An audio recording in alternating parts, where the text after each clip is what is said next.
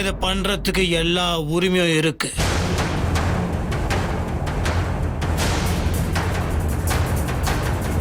ஏன் தெரியுமா? ஏன்னா வெண்ணில நான் கல்யாணம் பண்ணிக்க போற பொண்ணு.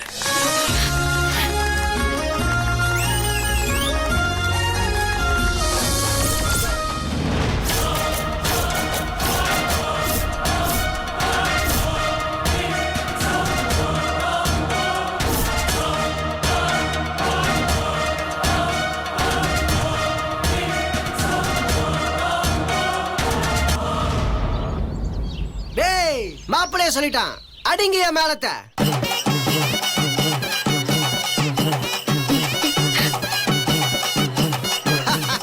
கொளுத்துங்கடா பட்டாச.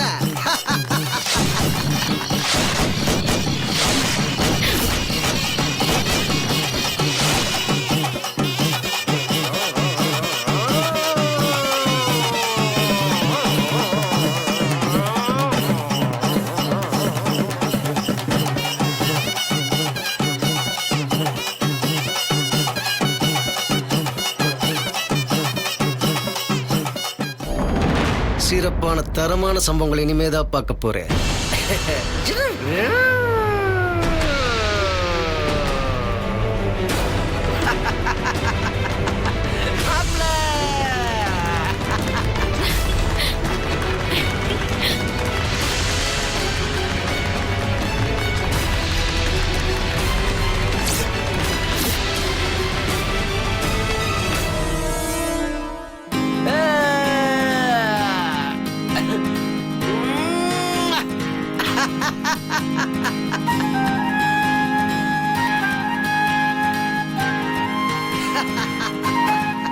நல்ல நேரம் முடிய போகுது.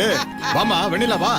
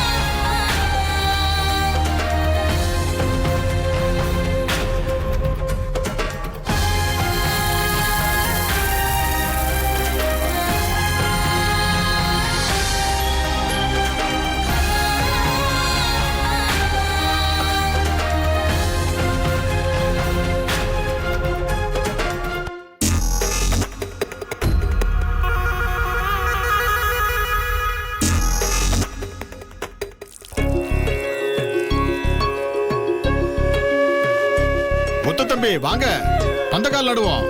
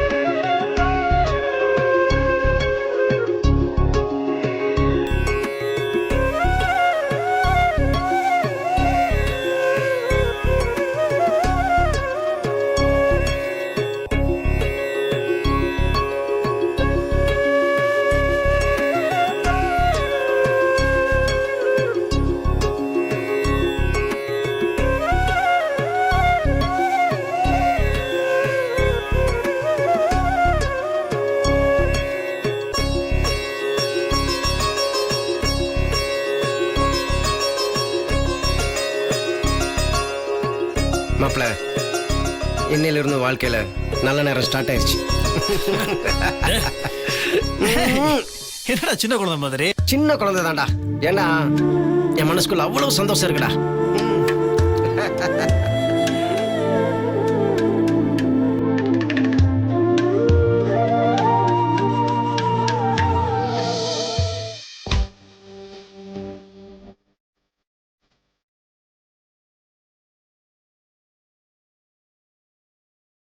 தனிச்சி பாத்தியா எவ்வளவு சந்தோஷமான விஷயம் நடந்திருக்கு. முத்தரசன் தன் வாயாலேயே வெண்ணில தானே கட்டிக்க போற பொண்ணுன்னு சொல்லிட்டான். இது எவ்வளவு பெரிய விஷயம். இப்படி எல்லாம் நடக்கணுங்கிறதுக்காக தான் அப்பப்போ சின்ன சின்ன பிரச்சனை எல்லாம் வந்திருக்கு. இப்போ உனக்கு சந்தோஷம் தானே? என்னம்மா சந்தோஷமானு கேட்டா அமைதியா நிக்கிற?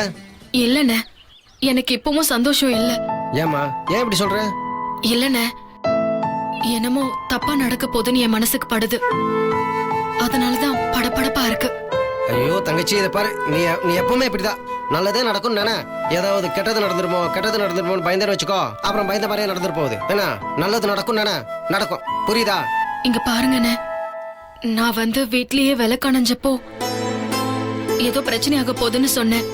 அதே மாதிரி இங்க வந்ததும் மாமாவுக்கு தலைகுனிவு உண்டாயிடுச்சு. ஆமா, உன் மாமன் தலை குனிஞ்சு அப்படியே தரையில முட்டுக்குச்சு. என்ன பெரிய தலை குனிவு? அப்படியே நடந்தாலும் எல்லாம் நல்லபடியா தான் நடந்திருக்கு. இல்ல, உங்களுக்கு தெரியாது, எனக்கு என்னமோ ஏதாவது பிரச்சனை வந்துருமோன்னு ரொம்ப பயமா இருக்கு. என்னமா? ஐயோ, முத்தரசன் போன் என்கிட்ட இருக்கு. சார்ஜ் போட கொடுத்தான், திரும்ப கொடுக்க மறந்துட்டேன். மாப்பிள, தங்கச்சி நீ போமா, நான் இந்த போன் பேசிட்டு வரேன். போ.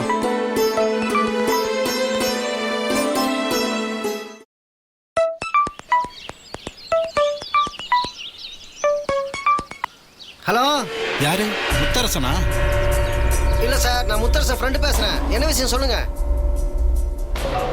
இல்லைங்க, நான் முத்தரசன் கிட்ட தான் பேசணும்.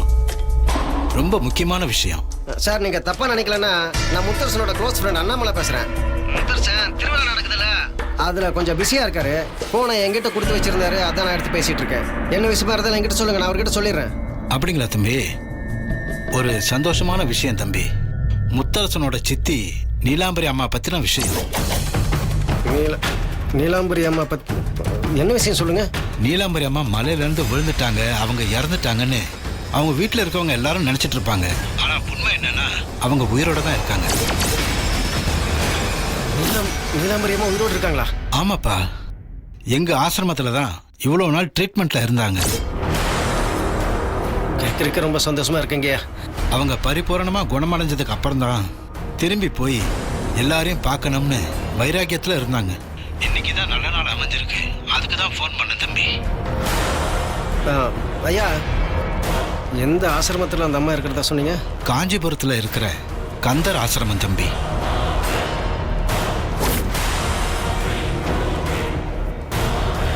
இப்படி ஏதாவது நடக்கும்னு வெண்ணிலாக்கு முன்னாடியே தோணிருக்கு. அதனால தான் ஏதோ கெட்டது நடக்க போகுதுன்னு சொல்றேன். இப்போ என்ன பண்றது? ஹலோ தம்பி, தம்பி லைன்ல இருக்கீங்களா? தம்பி சொல்லுங்க. நீங்க முத்தரசன் கிட்ட உடனே போனை கொடுக்க முடியுமா? நீலாம்பரி அம்மா பேசுறதுக்காக காத்துக்கிட்டு இருக்காங்க.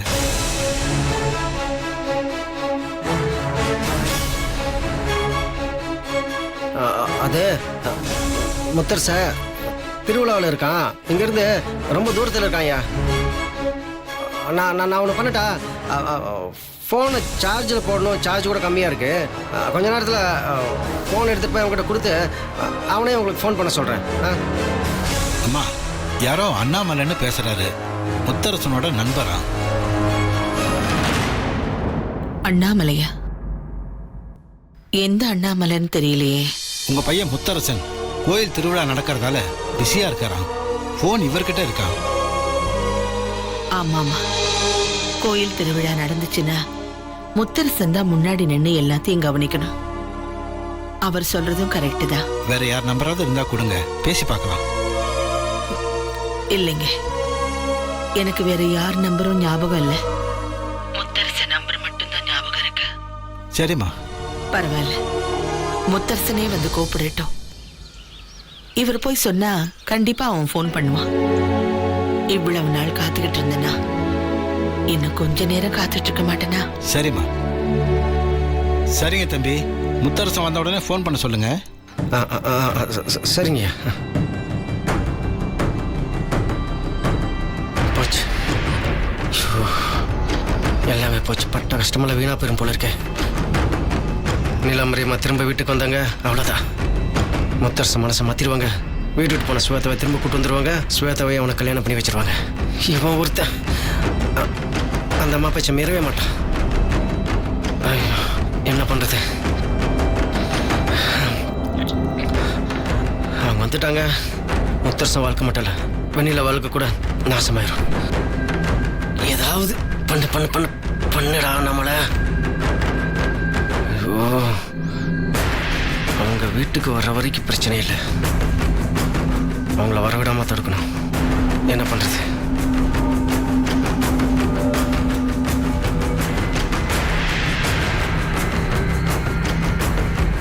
முத்தரசன் நீலாம்பரி அம்மாவை பார்த்துட்டு அவ்வளோதான். இப்போ இப்போ முத்தரசனுக்கு இந்த விஷயம் தெரியாத வரைக்கும் பிரச்சனை இல்லை, நம்ம எப்படி அதை சமாளிச்சிடலாம். ஆனால் அவங்க திடீர்னு இங்கே கிளம்பி வந்துட்டாங்கன்னா என்ன பண்ணுறது? ஐயோ, ஏதாவது பண்ண நாமல, ஏதாவது பண்ண.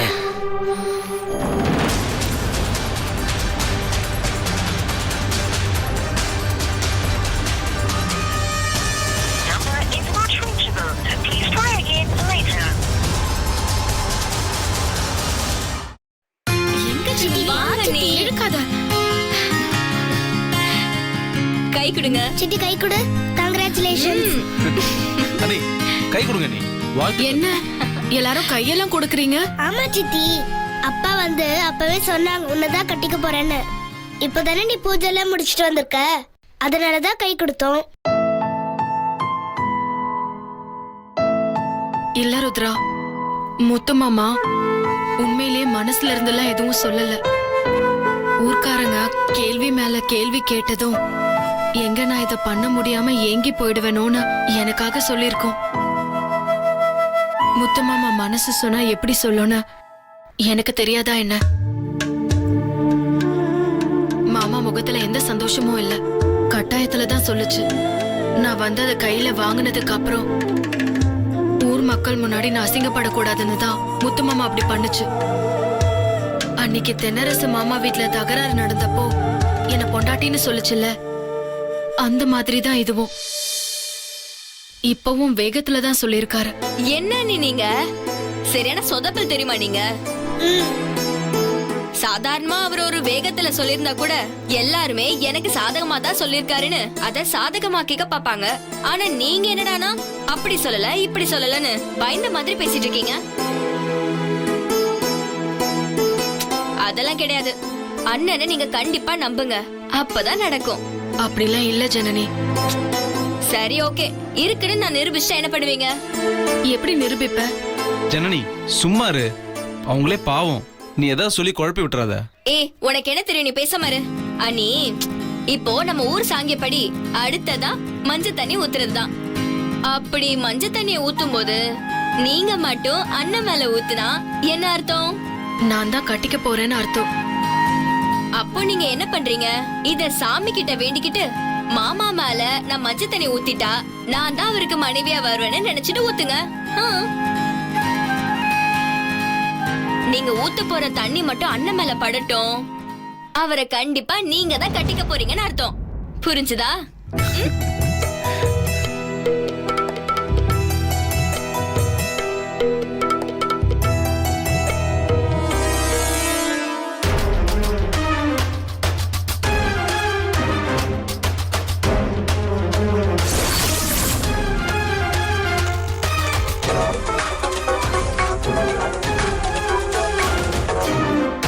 சொல்ல நாமளா? மாப்பிள, நான் நம்மள பேசுறேன்டா. மாப்பிள, ஒரு முக்கியமான விஷயம். நீ என்ன பண்றேன்னா உன்னை காஞ்சிபுரத்துக்கு அங்க இருக்கிற கந்தர் ஆசிரமத்துக்கு போ. ஏன் மாப்பிள?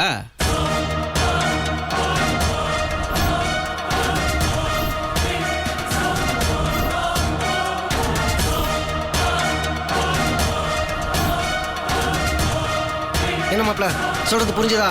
அவங்க அங்க என்ன பண்றாங்க, எப்ப கிளம்புறாங்க, என்ன ஏதுன்னு அப்படி கிளம்புனாங்கன்னா உடனே ஃபோன் பண்ணி சொல்லு. நீ சொல்லி போகாம இருப்பனா? கண்டிப்பா போற மாப்பிள. ஓகே மாப்பிள, ஜாக்கிரதை.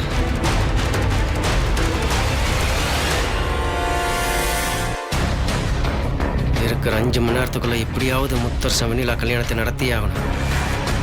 வெண்ணிலாவை கூட சம்மதிக்க வச்சிடலாம் தான் முத்தரசனை. அவனை எப்படி சம்மதிக்க வைக்கிறதுன்னு தெரியலையே.